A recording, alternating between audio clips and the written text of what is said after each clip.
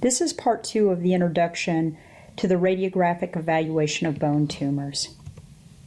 In the first lecture, we covered an approach to evaluating bone lesions on radiographs and the appearance and differential diagnoses for the osteoid, chondroid, and fibrous neoplasms.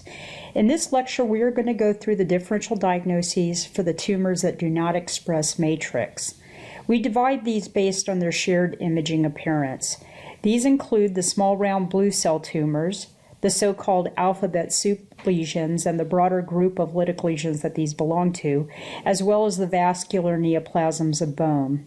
We also will review some of the lesions that may mimic a bone tumor. Let's start with the small round blue cell tumors. The name reflects the histologic appearance seen microscopically. A list of these tumors is seen here. These lesions radiographically are aggressive, demonstrating the moth-eaten or permeative type 2 or type 3 margins.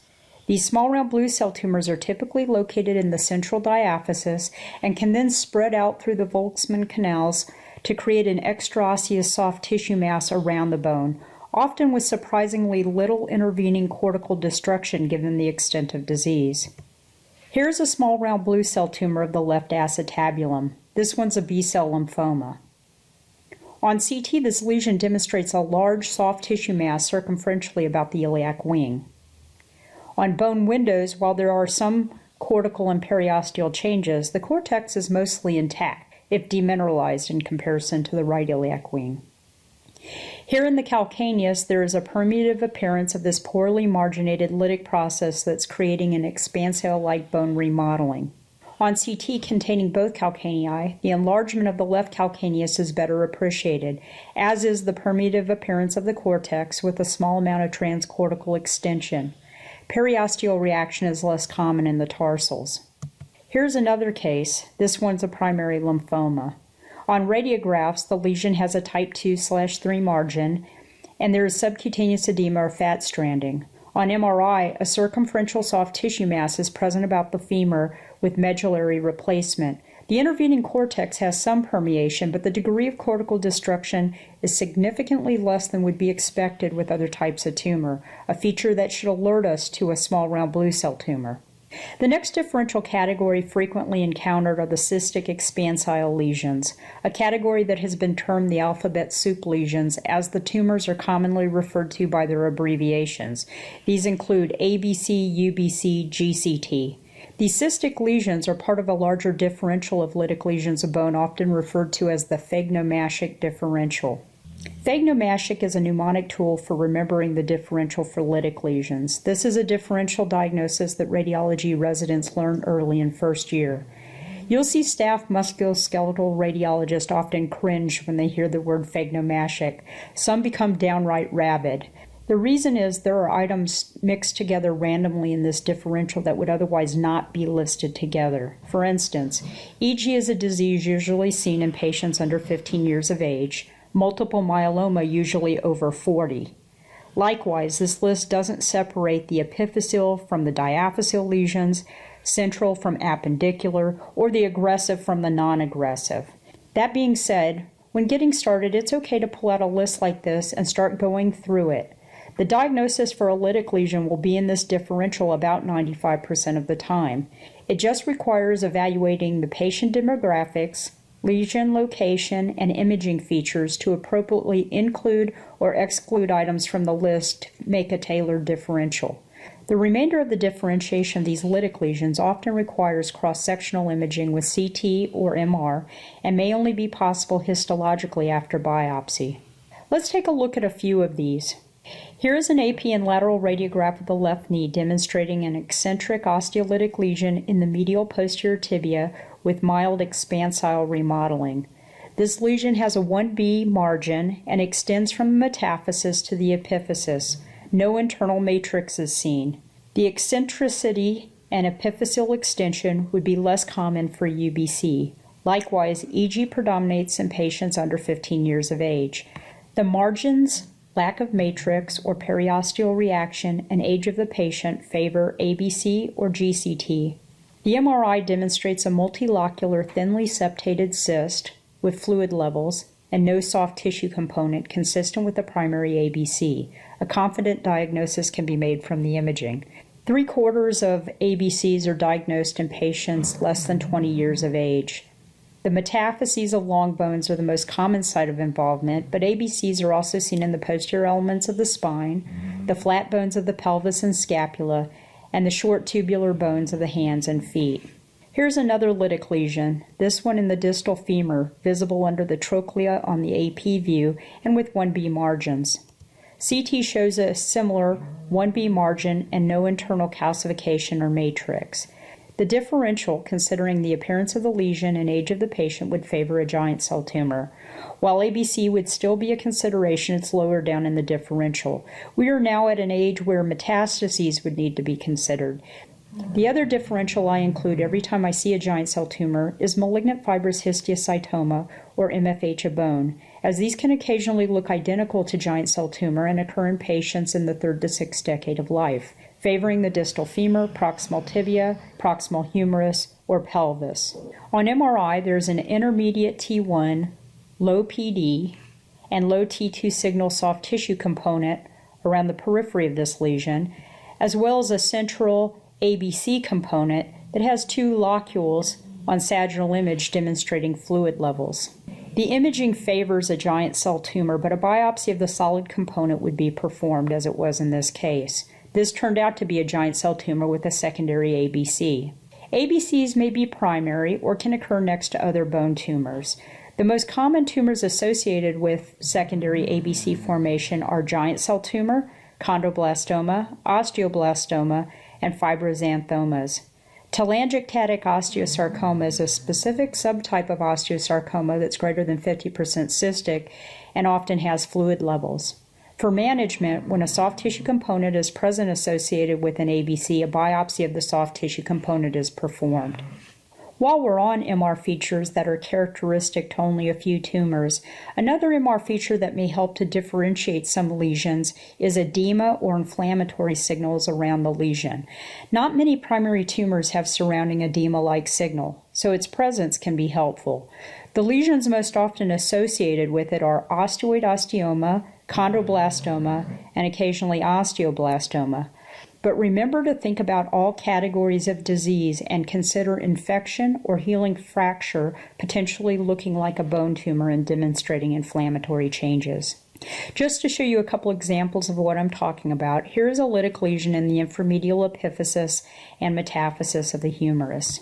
When magnified, notice the subtle periosteal reaction along the medial metadiaphysis for this 1B lesion. On MRI, note the extensive edema-like signal both within the marrow and surrounding soft tissues around the lesion on this T2 and postgadolinium T1 fat-sat image. This epiphyseal lesion inciting an inflammatory appearance is a chondroblastoma. These commonly have some degree of surrounding inflammatory change. Chondroblastoma typically occur in the epiphyses in patients 5 to 25 years of age, and while most common in the distal femur, proximal tibia, and proximal humerus, 10% occur in the hands and feet, most commonly in the talus and calcaneus. Here's another lesion commonly associated with marrow edema-like signal, an osteoid osteoma. This one in the cortex along the lateral distal radial metadiaphysis marked by a green arrow. There's extensive edema-like signal on the fluid-sensitive MR. Osteoblastoma may show a similar edema. When these lesions are intra-articular, joint effusion is often present. Osteoid osteomas have a peak incidence in patients between 10 to 35 years of age. Virtually any bone in the body may be involved. About 75% of patients will have a classic presentation of pain that awakens them from sleep and is relieved by salicylates. Osteoblastoma, which has a similar histology, is often greater than 2 centimeters in diameter and has a peak incidence in 10 to 35-year-olds. 30 to 40% occur in the posterior elements in the spine. Osteoblastomas are less likely to show the classic pain and relief with salicylates that is seen in osteoid osteoma. Getting back to the lytic lesions, here's an example of a solitary bone cyst. These typically begin centrally in the metaphysis, but as the bone grows, they appear to migrate towards the diaphysis. These are often mildly expansile, less than the adjacent metaphysis, and are typically diagnosed in patients less than 20 years of age. The proximal humerus is the most common site, followed by the proximal femur. They are also common in the calcaneus and ilium. Many come to diagnosis due to pathologic fracture that may result in a fallen fragment of cortex dependently within the cyst. On MRI, thin peripheral enhancement about a unilocular cyst is common. This one has a small amount of posterior periosteal enhancement due to a cortical infraction. Once there's been fracture, there may be more internal complexity. Another lesion from the FEGNOMASHIC differential that we covered some in the prior lecture with the other fibrous lesions is fibrous dysplasia. Fibrous dysplasia can have a varied appearance and may occasionally mimic a cyst if no ground glass density is evident. In this case, it has areas of matrix that may be osteoid or even potentially chondroid. As such, this lesion makes its way into many differential diagnoses. It's often mildly expansile and should not have any periosteal reaction unless a pathologic fracture is present. The proximal femur is the most common site of involvement. There are few locations in the skeleton where bone tumors are seen that rarely occur elsewhere. One of these sites is the femoral neck, where the differential for a sclerotically marginated lesion, besides fibrous dysplasia, includes liposclerosing myxofibrous tumor, a lesion not commonly seen elsewhere in the skeleton, as well as an intraosseous lipoma that may be seen in other sites. Another site is the anterior tibial cortex, where osteofibrous dysplasia and adenoma needs to be specifically added to the differential diagnosis. Osteofibrous dysplasia typically is diagnosed in children less than 15 years of age, 60% less than 5 years old, whereas adenoma has a peak incidence between 20 to 60 years of age. These lesions may represent different ends of the spectrum of the same pathology in terms of aggressiveness. Both are often associated with an anterior bowing deformity, and both may also involve the fibula, but are rarely seen in other skeletal locations. So I've shown you examples of most of the FEGNOMASHIC differential lesions between this lecture and the last. Before leaving the lytic lesion differential, I want to specifically address polyostotic lesions. Not all of these are lytic, but the differential is one frequently encountered. Here is a tibia with osteolytic lesions involving the mid to distal diaphyseal cortex. When faced with polyostotic lesions, these are the list I'm typically working through. There are a few diagnoses in yellow that are more common in either less than 30 or greater than 30-year-olds, but many overlap. The ones most often forgotten from the differential are brown tumors and hyperparathyroidism, vascular lesions, and multifocal infection. We'll discuss vascular lesions in a moment. In this patient from the prior radiographs, there's a partially cystic lesion in the first metatarsal and soft tissue signal lesions in the tibial cortex in this patient with fibrous dysplasia. But I find working through this differential helpful. Could these have been multiple enchondromas in a patient with olease? Are there secondary findings of hyperparathyroidism such as subperiosteal or subtendinous or ligamentous bone reabsorption and generalized osteopenia to suggest brown tumors in hyperparathyroidism, versus could this be regional vascular lesions? Vascular lesions are not common, but they sometimes have a characteristic appearance. These lesions fall along a spectrum from benign lesions like hemangiomas and angiomatosis to the highly aggressive angiosarcoma. In between is hemangioendothelioma, which is a rare lesion. It has a variable behavior that may be non-aggressive or nearly as aggressive as angiosarcoma, but is unfortunately poorly predicted by the histology and so are frequently treated as aggressive lesions. What we encounter most commonly are hemangiomas. These are most frequently seen in the spine and occasionally the skull. In the spine, there are coarsening of the vertical trabecular markings, creating the classic striated corduroy appearance radiographically, and the polka dot appearance on axial CT is seen here. Hemangiomas in the skull or pelvis demonstrate an oval lesion with radiating coarsened trabecula in a spoke wheel configuration, as seen here. Occasionally, a hemangioma may extensively involve the regional bones and soft tissues in what is commonly referred to as angiomatosis, in this case involving the scapula and distal clavicle. An appearance characteristic of the vascular neoplasms is that they may create multiple overlapping cortical holes that has been called a hole within a hole appearance. The tubular fluid signal appearance on MR can be helpful for diagnosis. In low-flow lesions, delayed imaging may be needed to demonstrate contrast filling.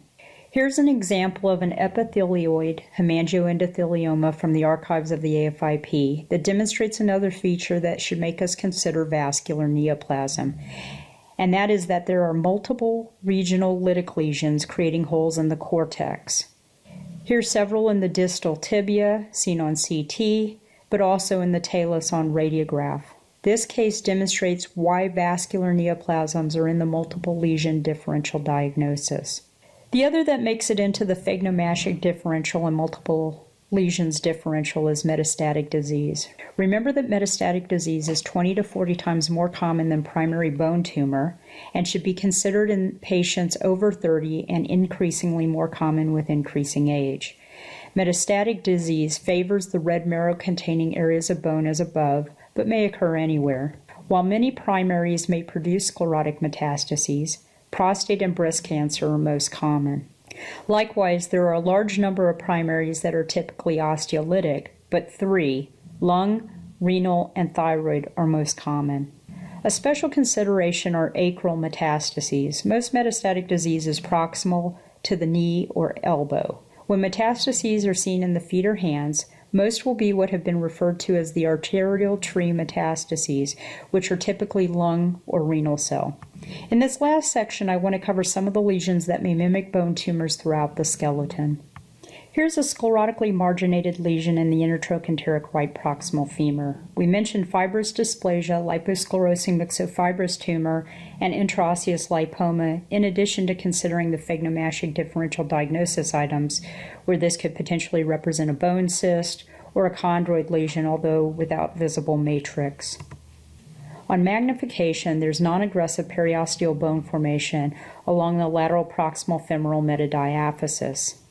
On MRI, there's a central non-enhancing fluid center with a symmetric rim of enhancing tissue around the periphery of the cavity. This tissue is mildly increased in signal on T1 images. This is a significant finding referred to as the penumbra sign. Notice also that there's some edema-like signal surrounding the lesion in the lateral soft tissues and proximal marrow on fluid-sensitive sequence, indicating an inflammatory component to this lesion.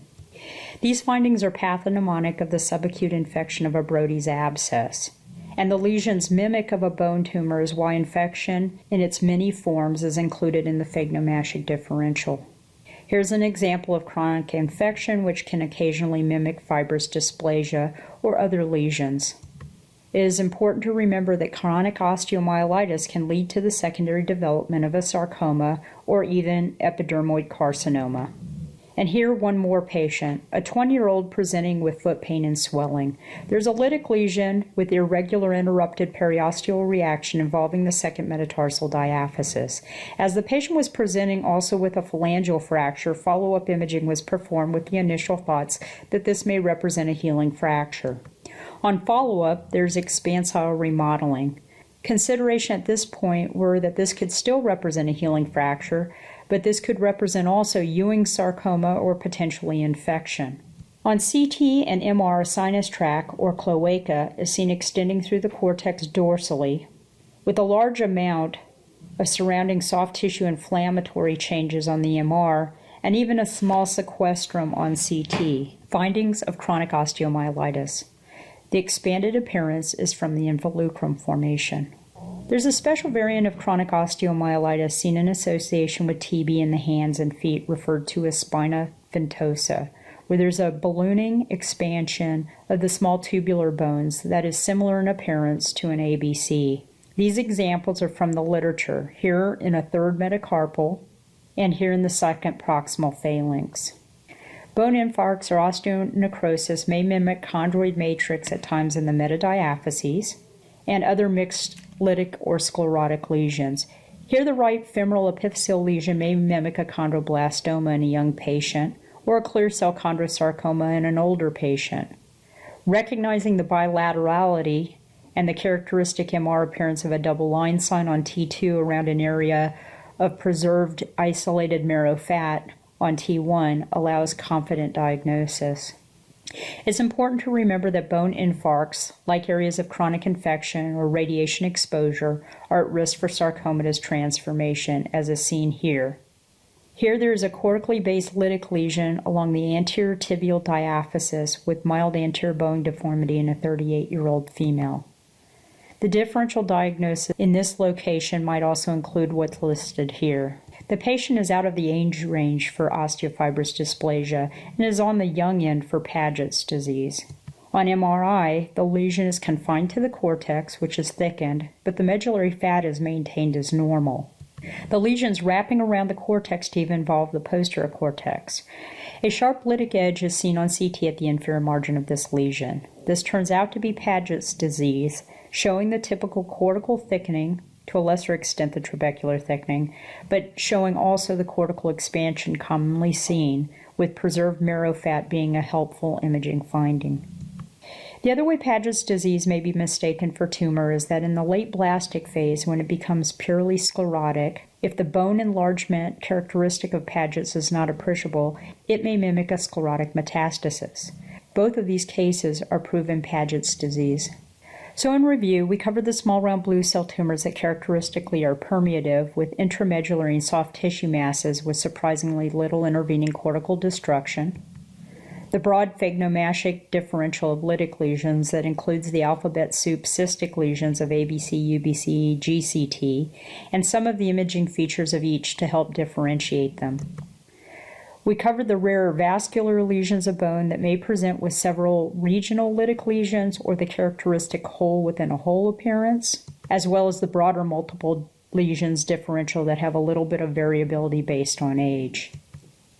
Familiarize yourself with the common presentation and appearances of the tumors. Be systematic in your evaluation of the lesions to separate aggressive from non-aggressive lesions. And remember that the evaluation of every bone lesion needs to start with considering all categories of disease. Here are a couple review articles that provide a bit more in-depth discussion of the clinical presentation and imaging appearance of the benign and malignant bone tumors.